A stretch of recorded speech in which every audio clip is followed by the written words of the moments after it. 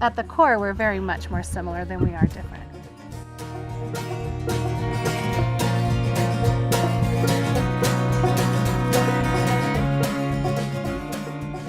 In the beginning, we were all pagan. It is the oldest practice to be a pagan. Cloudless science sky. I wish this lonely mountain road would take me somewhere I'd be home, but it's gonna make me go. I grew up in an LDS home. My mother is an artist and my father was a bishop at the time. Religion was never pushed on us. It was always encouraged that we find our own path. So at 16, my dad said he didn't care what I practiced just as long as I had some kind of religion, some kind of anchor. Arizona cradle beat. I've always worked with nature, I've always worked with animals, and it just came natural to go into witchcraft, and that's just the direction I started to go. It felt home. I grew up very LDS and practiced until probably 10 years ago. So, went on a mission. I was raised Mormon, yeah, LDS church. I always felt most comfortable outside. I was always drawn. When Gypsy started, her practice years ago, I hesitantly would probably inquire, is the right word, I would hesitantly inquire on what it was, what was going on. And a lot of it seemed to make a lot of sense. I've kind of been interested in it since, I think, mostly high school, but I didn't really get into it until just a couple of years ago. And then I realized that it was stuff that I had been interested in all my life. I just didn't know it yet, so pieces just started to fit a little bit better with what I already believed and how I already felt. There were already things that I believed in, the golden rule, do what you would have done to you type thing. But I was always more comfortable out in nature. That's where I always felt connected to a higher power, was out in nature. So it honestly didn't change how I felt about a higher being that much, as far as it was already comfortable to me. It was like, oh, this makes sense. Well, I did some research just on my own, read a couple of books, dabbled in a little bit, but I had a hard time understanding it on my own. And when you have like the media with the misconceptions that are in there, I had a hard time telling what was truth, what was, lies or rumors and that kind of stuff. Even things like, casting a circle, where it was like, okay, do I need to like bring out the salt or like draw circles? Like, I don't know. But I had friends who were friends with Gypsy, and she had like a Wicca for Beginners class. And so I asked her, I said, so what's that about? And she basically just said it's, explaining everything, like the very basis of the religion. I know she really explained really well that a lot of paganism, a lot of religions are just based off of one tree with lots of different roots, lots of different branches. You could find what's going to be best for you. As High Priestess and Mother of the Goddess Temple, I am devoted to education. The best way to eradicate prejudice and misconceptions is to invite people into this space and learn. So I offer numerous classes, Wicca for Beginners, Wicca for Intermediates. I do goddess sessions working with individual goddesses.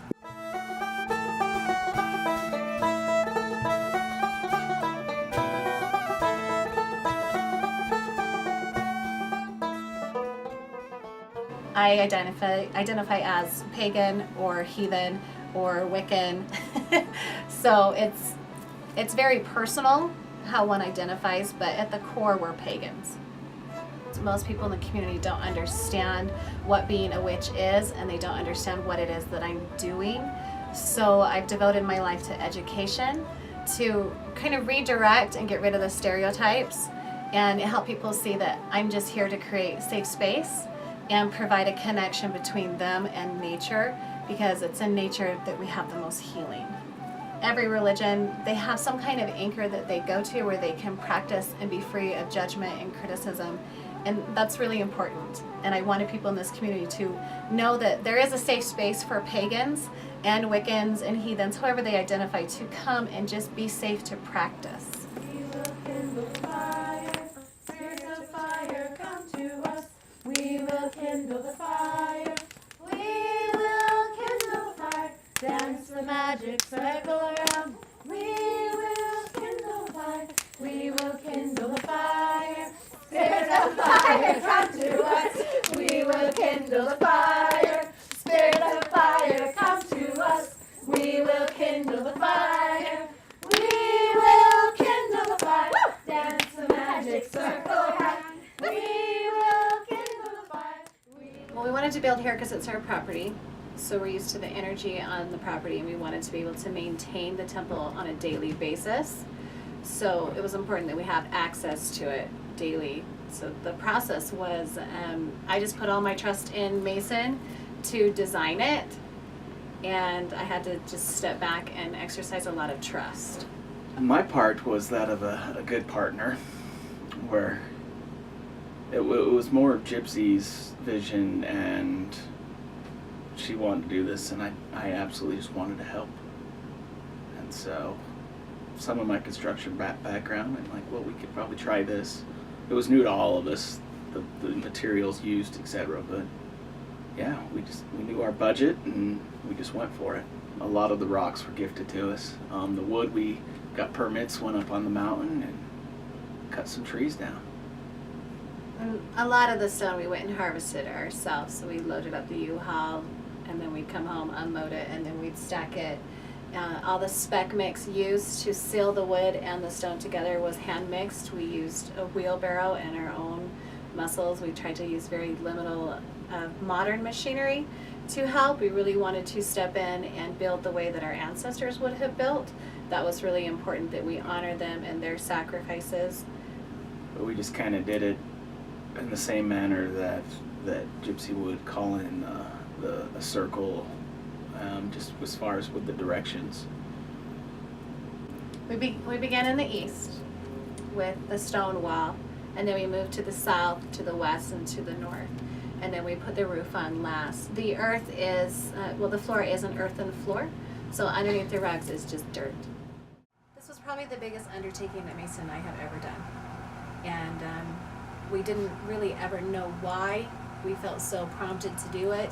And where we had never done, he's never done masonry work before. I've never done masonry work, never done anything remotely like this. Everything lined up perfectly. And the roof went on perfectly. It was squared up. There was no drama there. And it just was little signs like that that let us know, no, you are supposed to do this. So, this space houses our blood, sweat, our tears. And it was an energetic birthing. When they dedicated the temple and blessed me, they blessed me as mother. And it's because it birthed a new part of me. And I think the role of mother is important.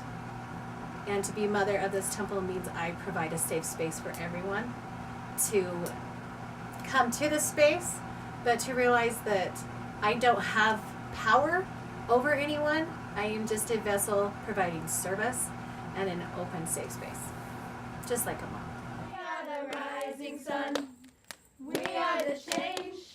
We are the ones we've been waiting for, and we are dawning. We are the rising sun. We are the change. We are the ones we've been waiting for, and we are dawning. This is a medicine wheel. It's in honor of the native Paiutes, who this was their land before it was ours. And we wanted to have something to honor their work, their ancestry, and to honor everything that they stand for. It goes very along with how we practice and call in a circle, as far as the directions, the east, the south, the west, the north, finding balance within and working with all the attributes that are connected with each of those elements and directions. Most Catholic church have some form of labyrinth in their gardens or on their grounds, and it is very reminiscent of, the journey that Christ took. So guests will come and write down their prayers or their intentions, similar to a prayer flag. So those will always be blowing in the wind. With the construction of the temple, I know me and Gypsy did a lot of the western wall.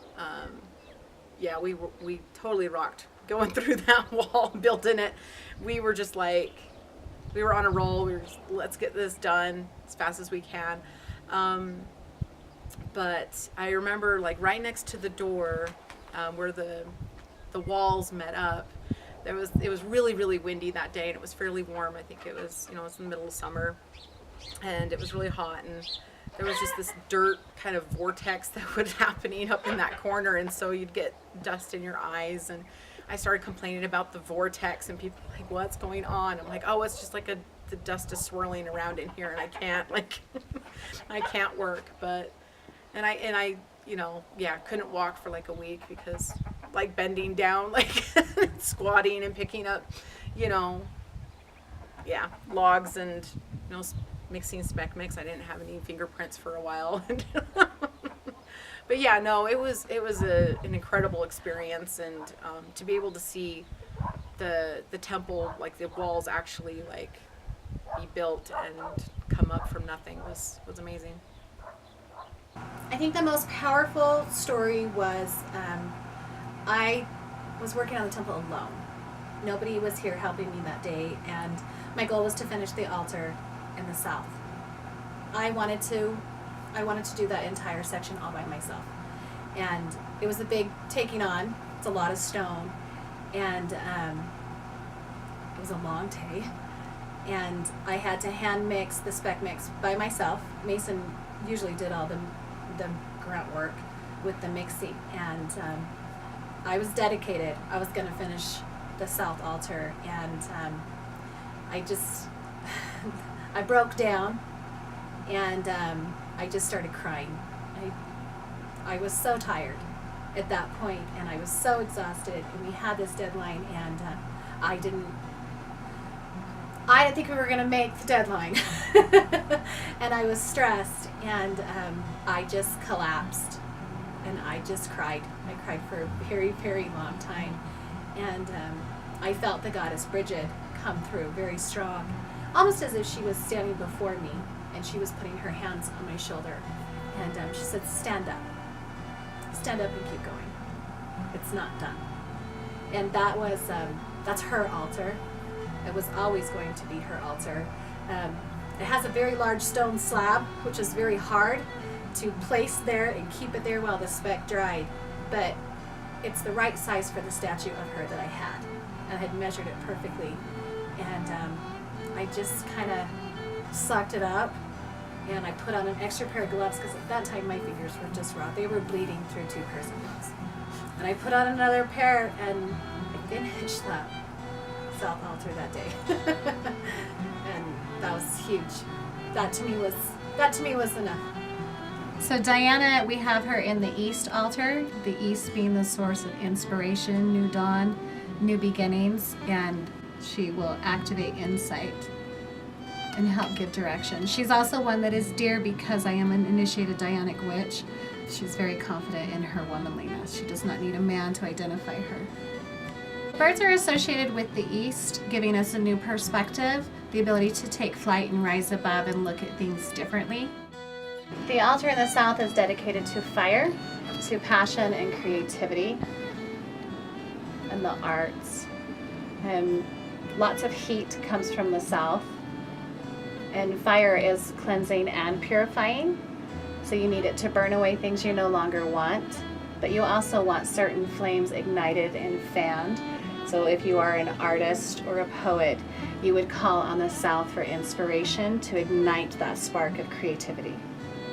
And thus we have the goddess Bridget there as well, source of inspiration. She's the muse. So this is the altar dedicated to the west being associated with water, movement, flow, abundance. And water in essence is both cleansing and purifying. So we call on the water to wash away things we no longer need and to bring in, like a rainstorm, things that we do need, lots of abundance. So there's lots of shells. The ocean is abundance, limitless abundance. So everything deals with water, from the bottles on the wall behind you to the shells that are on the wall. This is the altar dedicated to the north, or the ancestors, or some refer to it as the grandmother altar. It's all about ancient wisdom, connecting to our ancestors. So there's lots of stones, there's bones up above, and that's actually a picture of Zuzana Budapest on the altar, representative of my only grandmother figure I have living. It's not a patriarchal religion. We work hand in hand together in our relationship. It's all about equality.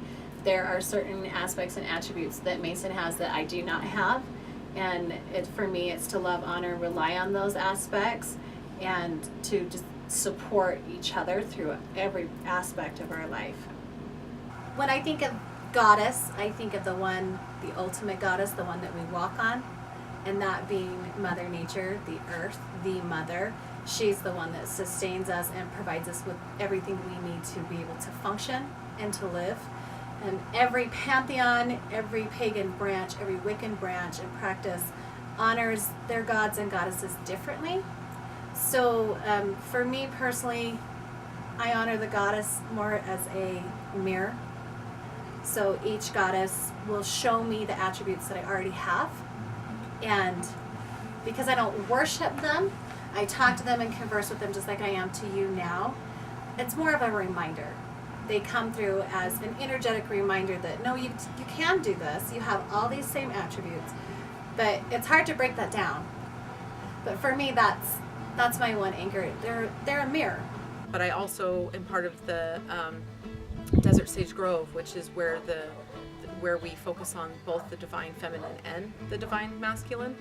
I lead an open community coven, meaning it's led by a man and a woman. So I am the high priestess, and then I have an acting high priest. And my spouse does come. He participates in that circle. He travels with me to help promote the Goddess Temple, and he does circle with me often. The one thing that I've really learned about working with gods and goddesses is that they share the same qualities that we have, where sometimes people would think that it's, praising up on high, and that it's someone that you have to respect or fear. But I really like the teachings that I've been taught is that they walk alongside you, that they know and feel some of the same things that you have done, and so they can just push you along. Sometimes it's the masculines, maybe the go and get it kind of feeling, where the women might be a little bit more of a softer nudge, or that kind of stuff. And so, but it's been great, and I'm really excited to continue to work with the Desert Sage Grove and to learn even more from the divine masculine. And a lot of paganism in general is having self-accountability and not losing yourself in the roles that you play. And so most pagans will do a hand fasting rather than a traditional marriage ceremony. And a hand fasting is a year and a day commitment to each other. It makes every day you're together a choice to be together, instead of a piece of paper saying you're obligated to answer to each other. A lot of the issues we had were that of the boxes that the word marriage kind of put us in, and the expectations from the community and how we were raised, and the almost false ownership principles that come with it. So by not referring to each other as husband and wife, we feel less controlled by each other, because no one likes to be told what to do and that you're doing something wrong. We're individuals trying to figure out this life the best we can. My children, I don't push religion on them, so whatever path they choose is up to them. I will be loving and supportive of them, but they know that they're always welcome in the circles that I lead. My daughter is in my coven. She comes when she can, but she's very busy. But again, it's not pushed on them. I think someone's spiritual practice or religion is very personal, and even as a child, they need to have that right to choose. Belief in humanity keeps me going, and everyone is looking, from what I've found, everyone is looking for the same thing, and that's a safe space. And I wish no ill upon my family and those that still practice the other way. I'm happy that they're happy, and that's all I hope for. We will kindle the fire. I think you start moving fire, come to us. We will kindle the fire. Spirit of fire, come to us. We will kindle the fire. We will kindle the fire. Dance the magic circle round. We will kindle the fire. We will kindle the fire. Spirit of fire, come to us. We will kindle the fire. Spirit of fire, come to us. We will kindle the fire.